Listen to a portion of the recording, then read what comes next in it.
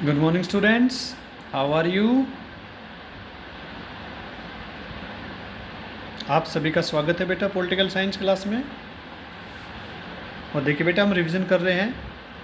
अपना जो चैप्टर है सेकंड है, chapter number, the name of the chapter of second is era of one party dominance. ये देखिए नोट्स में, era of one party dominance यानी एक दल के प्रभुत्व का दो। तो देखिए बेटा, हमने अभी चैप्टर नंबर जो फर्स्ट का रिवीजन कंप्लीट किया है और अब हम चैप्टर नंबर सेकंड स्टार्ट करना चाहते हैं। As we know that the three main problems in front of us, first is the unity, second is the democracy and fourth is the development. अब आपने फर्स्ट चैप्टर में देखा कि किस तरह से the questions of unity and integrity of Indian union, तो main problems occurs due to the princely states, और प्रिंसली स्टेट को किस बखूबी से हमारे political leaders, mainly our deputy prime minister and home minister Sardar Vallabh bhai Patel ने, who is known by the iron man, किस तरह से सूझबूझ से उन्होंने सभी प्रिंसली स्टेट का मामला जो है वो सोल्व कर दिया।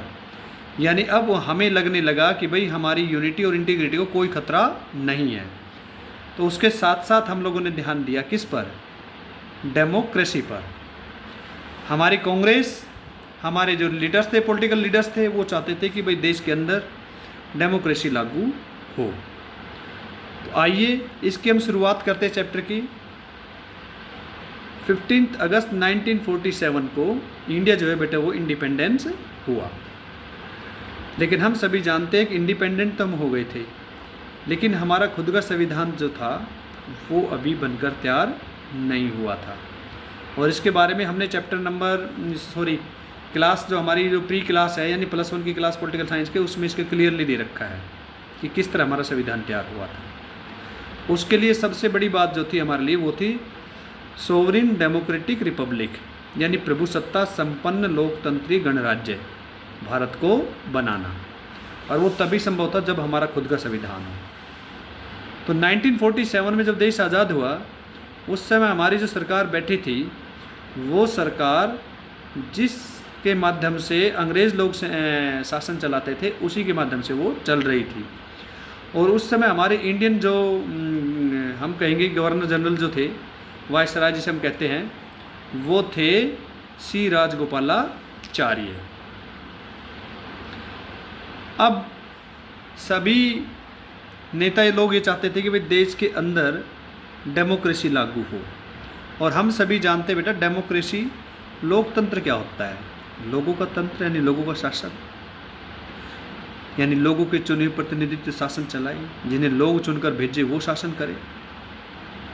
उसमें हमारे सामने कौन कौन से चैलेंजेस थे? फर्स्ट टॉपिक हमारे पास आया है, चैलेंज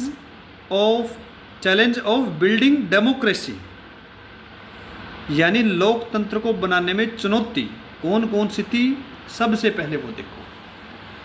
तो मैंने आप लोगों के लिए पॉइंट तय किया भी, फ्रीडम स्ट्रगल, ये आइडिया हमें डेमोक्रेसी का फ्रीडम स्ट्रगल के दौरान आया, आइडिया ऑफ डेमोक्रेसी, यानी देश के अंदर लोकतंत्र की स्थापना हो।